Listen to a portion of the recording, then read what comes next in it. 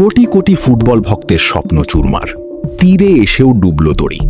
একদম শেষ মুহূর্তে এসে ভেস্তে গেল বিশ্বমানের কোচ ক্রিস কোলম্যানের বাংলাদেশ অধ্যায়।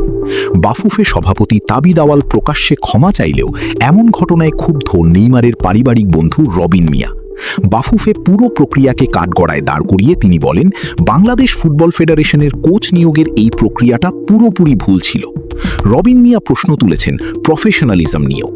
তার মতে, কোচের অনুমতি ছাড়া কোনো এজেন্ট বা তৃতীয় পক্ষ তার সিভি ড্রপ করতে পারে না।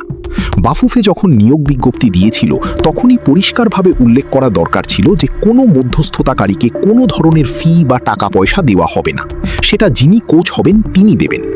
রবিন আরও যোগ করেন, বিশ্ব ফুটবলের এই ধরনের বড় বড় ডিল করার জন্য প্রফেশনাল লবিস্ট কিংবা কনসালটেন্ট থাকা বাধ্যতামূলক, যা বাফুফের নেই।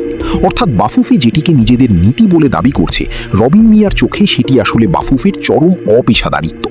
বাফুফের দাবি, তারা কেবল মূল কোচকে বেতন দেবেন, কোনো তৃতীয় পক্ষকে 1 টাকাও দেবেন না। বাংলাদেশের ফুটবলের ইতিহাসে নাকি এমন পরিস্থিতি আগে আসেনি। কিন্তু কোটি টাকার প্রশ্ন হলো, আধুনিক ফুটবলে ক্রিস কোলম্যানের মতো একজন হাই প্রোফাইল কোচ কি কখনো কোনো এজেন্সি ছাড়া চলতে পারেন?